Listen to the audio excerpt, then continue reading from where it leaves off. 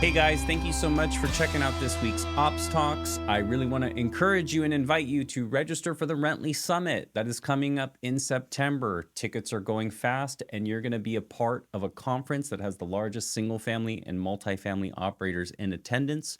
You're also going to meet a lot of the Rentley team and also get a sneak preview of our roadmap and some exciting products, including our Smart Vault Elite with QuickSet Smart Key enabled. So please make sure to register for the summit. Again, tickets are going fast. And again, looking forward to seeing you there.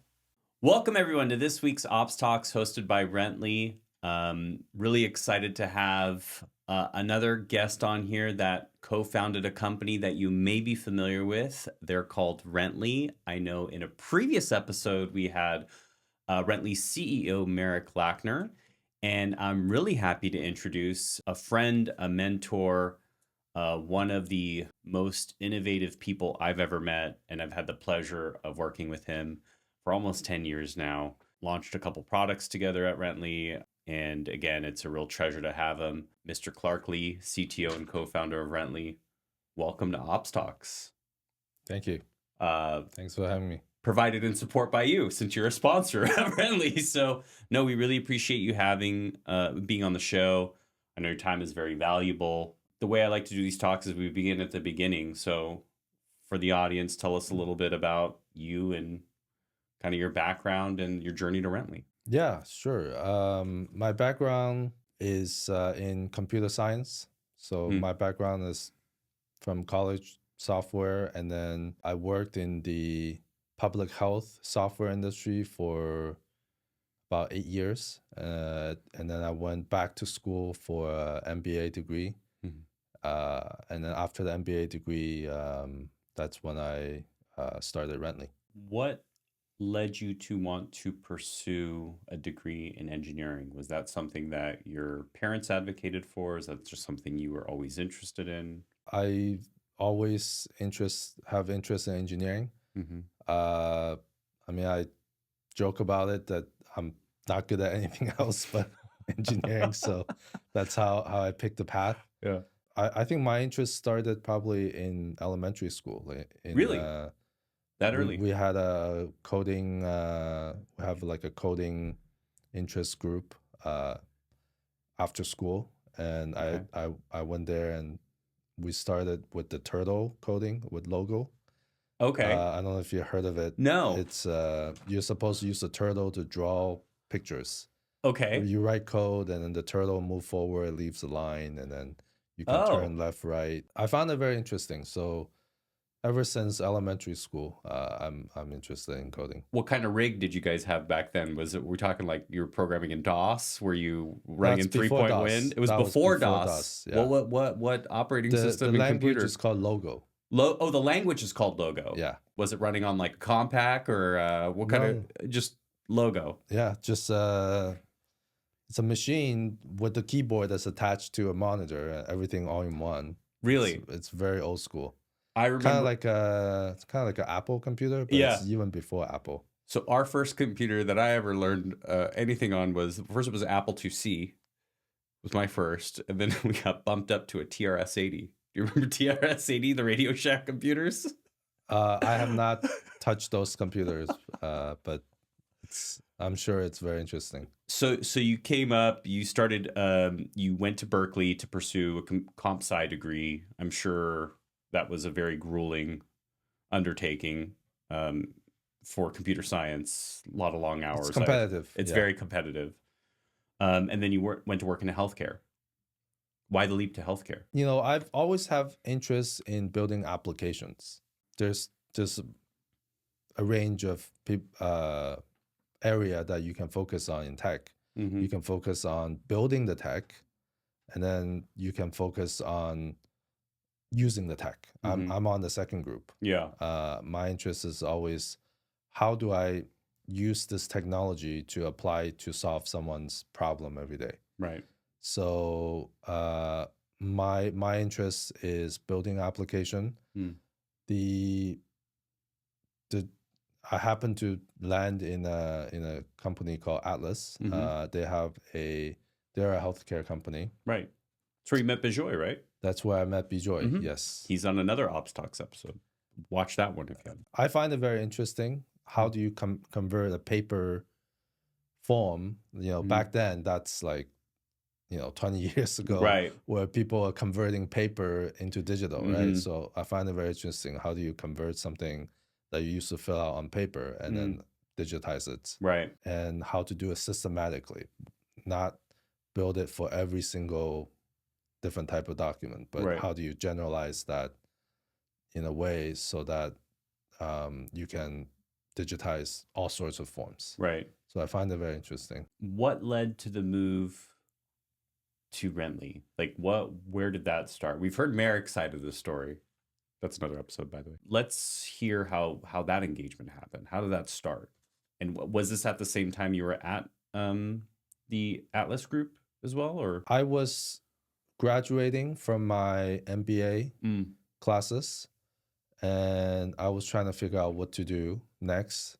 That was 2011. And you were in LA at the time? I was in LA at the time. Okay. And that was a weird time for LA because I remember the housing crash had happened. Unemployment was very high. I remember I was in the same boat in 2011. Yeah, I was fortunate. It didn't really impact me. Yeah.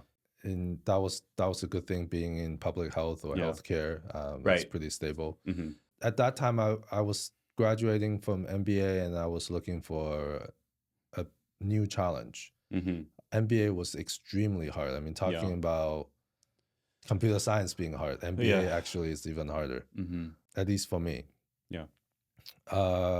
So at that time, like, I have tons of free time, and I was exploring what to do next, right? And just out of the blue, I got a contact from Merrick, asking me if I would like to start a company together. So he reached out to you? Yes. Randomly? You didn't know each other? I did not know him, but I find it to be interesting. Yeah. Someone would just reach out in the blue, and at that time, I was looking for a new opportunity, so I figured I would explore that avenue. And we met a couple of times. I find that he's very energetic. That's for sure. He's very good at communication.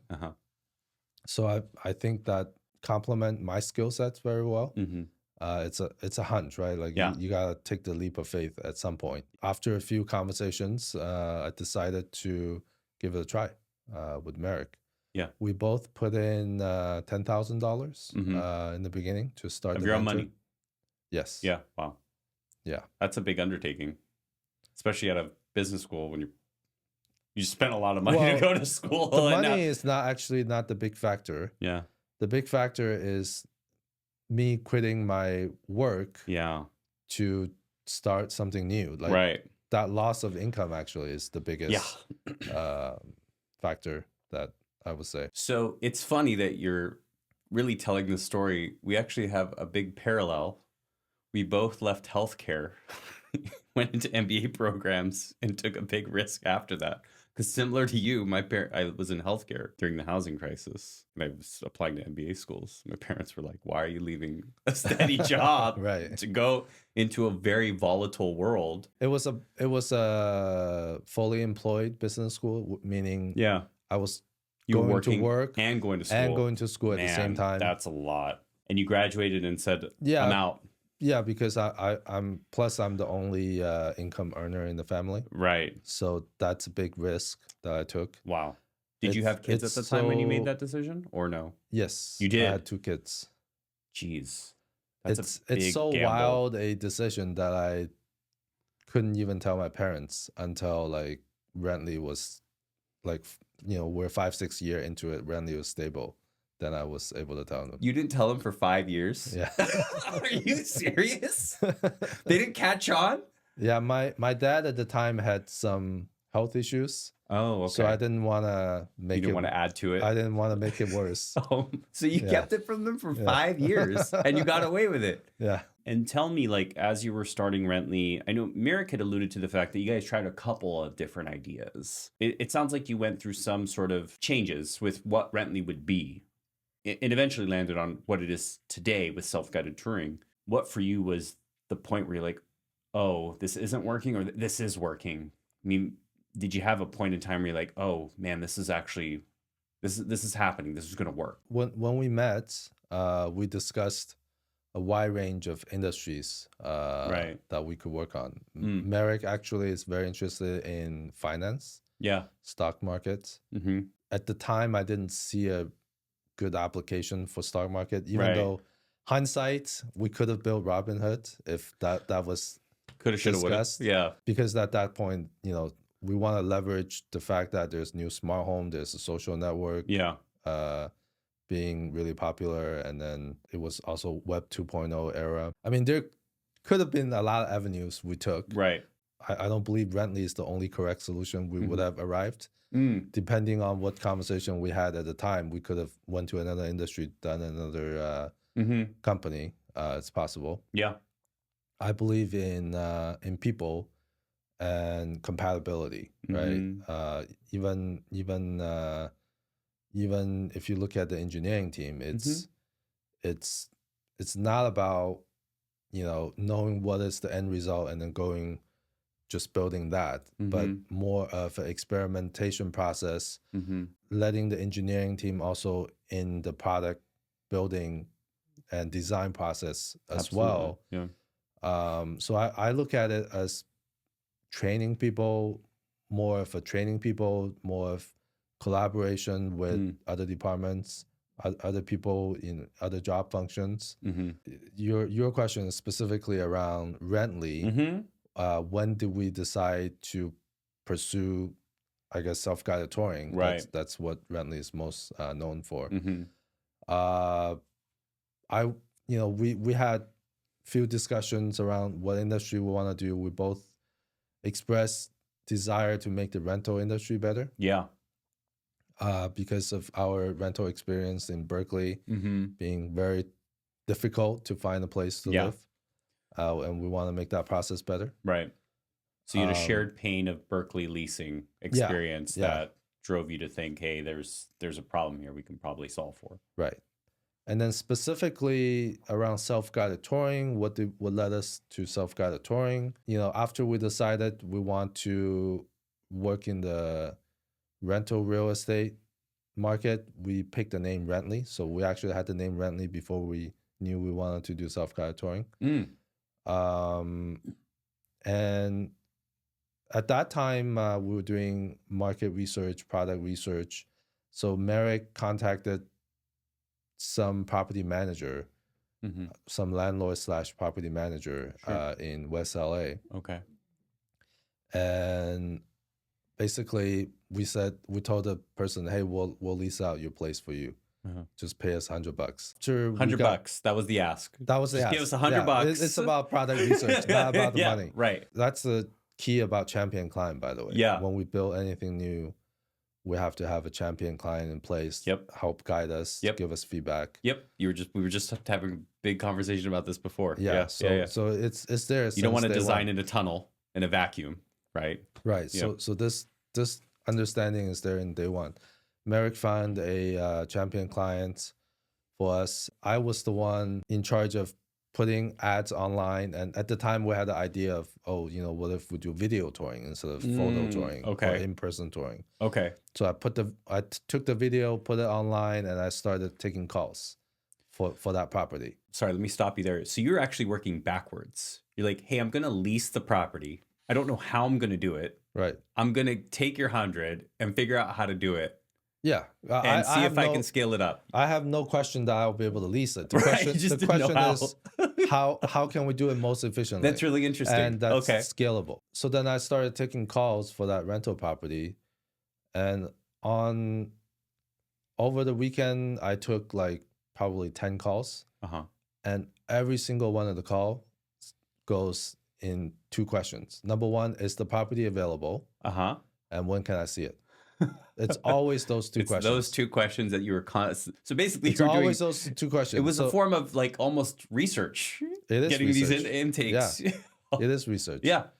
And so I talked to Merrick. I was like, I don't think video is the solution, because we put the video online on the listing, and every single person still asks when can they go see it. So that's when we came up with the idea of self-guided touring. We were like, what if we make the showing process easier? Instead of waiting for people to go see it, we just advertise in the listing that they can go see it immediately. So that was the beginning of that idea. And then, of course, we iterated, we added security. Merrick's parent had a property that needs to be leased out at the time. Yeah. So we also leased that property out. It was an iterative process, but the vision is the initial research of that champion client really helped us. You built out that SGT solution. You started, I'm guessing we started selling it. When did you know, hey, we're on to something, and this is scalable. This is going to, for lack of a better term, pay my bills. Was there a key moment where it kind of light bulbed for you, like this is working? I mean, even though we had the initial champion client and we had a few more landlords, it was no way scalable for Merrick to call every single landlord and trying to get a business for $100. Right. Just to lease out. The customer acquisition cost was too high. You're having Merrick basically call for small book of business. Right. Yeah. And that wasn't scalable at all. Right. The moment came in two phases. Number one is first Merrick pitched the idea to an investor. Oh, okay. And we got $300,000 in funding. Okay. From that investor. Gotcha. That $300 shoestring budget of the investment, we're able to go to some trade shows to share this idea. The first trade show was Long Beach Apartment Association. Okay. It wasn't a big hit, but that didn't deter us. The second one was NARPM, all the way in Florida, I believe. Okay. And this concept really took off in that show. Everyone was saying they're interested. So you started at an apartment show in LA. Yeah. Didn't resonate as well. Right. But then the NARPM crowd in Florida. Right. And that was because them. NARPM crowd is more of a single family. Right. And driving out to show property is a big pain point for them. So the self-guided touring concept really took off in that show. And then we said, oh, that's a good show. Let's go to another NARPM show. And then it just really built up. So it was that first NARPM show you went to where it really was, hey, this is the moment. But this is, there's a lot of interest here. That was your moment. You helped build most, if not all, of Rentley's engineering infrastructure. And by you, I mean you and the engineering team, obviously. What has been what in the past was one of the biggest technical challenges you've ever had to overcome as a CTO? Yeah, I think the biggest technical challenge is actually when we pivot to smart home. Yeah. Or not pivot, but add smart home as a vertical. Being a software background person going into hardware is actually very difficult. Yeah. Hardware and manufacturing and PCB and firmware. That was very difficult. For example, our lock that's partnering with Quickset right now is actually a project in the making for 6 years. Yeah. We actually spent 6 years from scratch building the lock, understanding how to build it, and then the ins and out, the motor, the gearing, the mechanical aspect of a lock, and the firmware, and the encryption, and the wireless. Yeah. Just it's a lot of new learning for me, and it's actually very tough learning. So I would say that's probably the toughest project that I worked on. Yeah, I think a lot of people don't know, even internal to Rentley, like that's the 4th generation of product. It's not like a brand new thing. It took 4 generations, and I remember that. Even like 5 years into the project, we were building locks that were failing. Yeah, I mean, we had to trash 1,000 locks. Me and you have buried some bodies together. I remember QA would flag stuff, and we got to dump these. I mean, it's good that we caught them, but that happens, and I think that's a good thing. Better to have them flagged than in circulation, and I think that was sort of our beginnings together too. Because I started in 2015. I remember we were talking at the time. We were heavily lockbox oriented, and I remember like you and Merrick were kind of like, hey, how do we work smart home into this? And I think there were some institutions experimenting with smart home. Back then, we had a small sales floor. It was like, you've been to it in the old LA office, maybe like 10 people in a small office. And I remember I was starting out, and Merrick goes, hey, because I didn't know you at the time. You were in Thousand Oaks, I remember. I said, hey, Clark wants to talk to you. And I didn't know who you were. I was like, oh, Clark wants to talk to me. Okay. And I remember someone on the sales floor was like, who, Clark wants to talk to you? And I'm like, yeah, who's this Clark guy? He goes, he's the other co-founder. No one talks to him. Like you were this mythical figure in Thousand Oaks. And then I remember you're like, hey, come tour the facility in Thousand Oaks, which at the time was like a very small office. It was 1459, I think Mm-hmm. it was. Yeah. You know, it was this small office, but I remember we had engineers like sitting there starting to assemble hardware, and we were making the foray into hardware. And now looking back on that moment, it's pretty interesting to see how far it's come. Now we have factories internationally that helps manufacture the product. But yeah, to think about all the work that it went into that is, if you told me going forward how much work, it probably the same for you, you probably wouldn't have done it. But you look back and you're like, wow, that's a lot of people that contributed to that. It's a phenomenal accomplishment. Especially the lock project. Yeah. We underestimated how much effort that it would take. We probably wouldn't take the lock project. Like I think at the time I was telling Merrick, a year we'll be able to get a lock. Well, and now we have a co-branded one, which is Yeah. great. I feel like with self-guided touring, we've always had some form of access control, right? First it was a lockbox. Now we're seeing it evolve into locks and smart home and smart access. Where do you see it heading into the future? You know, the future is, how do you control all these locks together, right? Mhm. Like it's easy to install one lock, two locks, but how do you install thousands, tens of thousands, and be able to control them in an intelligent way? Mm-hmm. Facilitate application on top of it, such as self-guided touring. Mm-hmm. I think in terms of access, also is holistic access, right? End to end. It's Right. building access Mm-hmm. in, as well as unit access Mm-hmm. that needs to be streamlined with one app, Yep. one fob. Security is also big thing. Like when you're talking about access, Yeah. so like anything that's add on to security, such as cameras or doorbells, Mm-hmm. or fraud squatter monitoring, things like that Mm-hmm. nature. I believe we will do more with that's where we'll do more with access. Mm. There's also the Matter protocol Mm-hmm. that is coming out. So it's the wireless communication between the lock and the hub that we built, and also usability and design. How can we make installation easier? Right. How do we make renters or property managers using the system easier? Less support call or training calls required. And then also, as a company, we would also like to go beyond self-guided touring and smart home as well. Mm-hmm. We are looking at AI as well to help us automate things that's repetitive for leasing agents. What's the biggest blocker to overcome when we talk about the future? What's kind of your take on what prevents us from moving faster? You know, we always have these visions of how we want to have companies adopt our technology. What do you think is the biggest hurdle? Is it human psychology? Is it capital? Is it technology itself? Is it protocol? In terms of real estate tech, the real estate tech is generally perceived as slower adoption than other tech verticals. Yeah. I think it's especially true for smart home, where installation is involved. Right.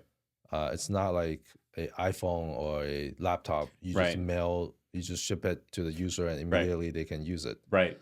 A smart home product involves installation, involves coordination with scheduling. What if someone already lives in the home? Like you got to also coordinate with the tenant that lives there. I think smart home is a slow growing trend because of that installation aspect. Right. But I believe we can do better. Yeah. At the same time, because on product side we're optimizing the installation time to be lower, and we're also expanding out into, like, for example, cameras or building access that can make this a full solution, a reality that can bring more streamlined use case. What advice would you give to people watching that are entrepreneurs, maybe starting something like you had with Rentley? What advice would you give them? People is the most important thing when you start a business. Hire the right people or partner with the right people that can really complement your skill sets. Determination and hard work is a big factor as well. Yeah, make sure you put in the hours for your company. It's very unlikely that your first idea is going to work. It's most likely going to fail spectacularly. Spectacularly. Yeah, we failed on our first couple ideas, not just the first one. Right. Try to learn from each failure and don't lose sight of the goal of the industry that you're trying to serve. And try to find problems that you can solve in that industry, and really think of the solution. Don't worry about the money. The money is going to come when you solve problem for someone. Okay, now we'll have some fun questions, then we'll close it out. So if you could go back in time and give yourself one piece of advice when you were just starting Rentley, what would it be? Besides locks won't take 1 year. Communicate more. Like what you mentioned earlier, the sales team never hear from me because I'm busy coding. Going back, we would probably have a more integrated culture. Where sales team, because we need sales team to find champion clients. We need them to communicate with the client, help bring us product intelligence. I would do better with communication. Outside of tech and Rentley, which is a lot of your day, but outside of tech and Rentley, what's something you're passionate about? Does AI count? Anything counts. Okay. I mean, right now I'm very much into studying AI, language models, catching up on the trends. I'm obsessed right now around AI. It's pretty interesting too. I was actually going to mention in today's meeting too. You know, I'm not technical like you are. I mean, I understand technology and been using computers since I was a kid, but it's just incredible what you're seeing now, even on like Instagram reels, about how people are leveraging AI agents, building out even company trees, and having, I don't know if you've seen those, but there's like literally the AI capability has really increased in the last, I would say, 2 years. It's you know, insane. 2 years ago, it's still kind of like, is it better to use AI or should I just do it myself? But now AI can do a lot of things for you. Yeah, AI agents. It's phenomenal. And it's getting better. I saw two things that were fascinating. One was this AI agent, basically org chart that someone had programmed. They had an org chart, and the AI agents had names, titles, and even like a short bio of what their inputs are and how they outputted it. And they would escalate things to their AI manager if they were confused on something or they had another decision to make. I was blown away. This person just sitting there inputting, getting outputs. That was one fascinating one. And the second one was, there was, I'll actually share with you after the podcast, but it was a guy who said, I'm going to build Hamazon.com. Hamazon is Amazon that sells ham. Oh, okay. He literally it's called vibe coding. He took Amazon.com. You can code with text. You don't have to use code now. Exactly. He took Amazon.com, told his AI, agent, hey, I want to make Amazon.com take this interface, translate it to a ham-based selling model. Yeah. He sat there and a minute later had a mock-up and a clickable version of Amazon.com, like fully functioning in 60 seconds. Yeah. That's called vibe coding. Vibe coding. Vibe coding. Yeah. It's good for prototyping, but we're not there yet with enterprise grade software. But to have that mock-up done in 60 seconds was it just transforms your thinking of how productivity will like skyrocket with all this capability, like at your fingertips. It's nuts. Okay, so last question. Where can people follow your work and keep up with Rentley's latest innovations? You got an Instagram, Clark? You got a blog? How do I we have keep up with a Clark? I have a LinkedIn account. You do have a LinkedIn. Yes. So You can follow find you me on LinkedIn. LinkedIn. Yes. So 30 seconds, any parting words or anything you want to pitch, or it's your time. If you're interested in engineering as well, there's an engineering blog, engineering.rentley.com. Perfect. So engineering.rentley.com. Yes. We share the latest and greatest technology that we're using to build our applications There you go. in the blog. Sales pitch. You're allowed to give a sales pitch. 30 seconds is yours. Whatever you want to talk Sales pitch. I would pitch my baby, which is the lock.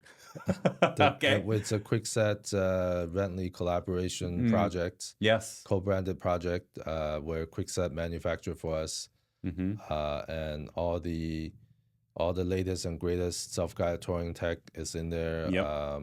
Z-Wave is in there, Bluetooth. Yep.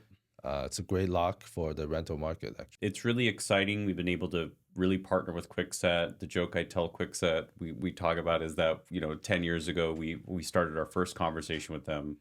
And now to get to this point is incredible. We're really excited about that lock. To have something that enables SGT and full smart home right on the lock is incredible. So, and it'll be officially debuting at the Rentley Summit this year. I think that's the official September 29th. So if you're a Rentley client or prospective client, register for the Rentley Summit, and you can see the Quickset lock in person, the SmartBolt Elite, Rentley Quickset with SmartBolt. So really excited. Sorry, Smart Key. The Rentley Quickset SmartBolt Elite with Smart Key. Too smart. It's very smart. Yeah. Clark, thank you again for taking the time to come on Ops Talks. We really appreciate it. We know you're incredibly busy.